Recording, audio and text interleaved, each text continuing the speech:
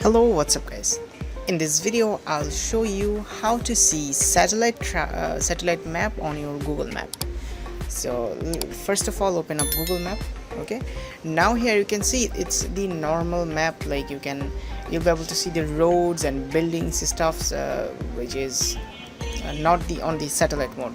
Okay, on the image mode. So what you need to do is you simply need to tap on that box you can see on the top right side. It's the middle, you can see. I'm just tapping on that. Okay, on the top right side. So tap on that box and here you can see that map type, right? Just simply need you can simply tap on that satellite. So if you tap on satellite, you'll be able to see all the satellite maps. You can see the satellite image right now. Okay, right, and you can see all the roads as well.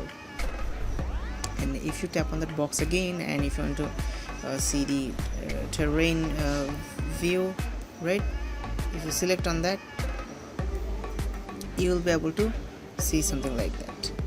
And if you tap on default, okay, if you tap on default, you'll be able to see your map just like that. Okay, so if you tap on satellite, here you can see we are just back on the satellite mode. So in this way you can simply switch your map to satellite mode, and you'll be able to see all over the world, right? So in this way you can see it.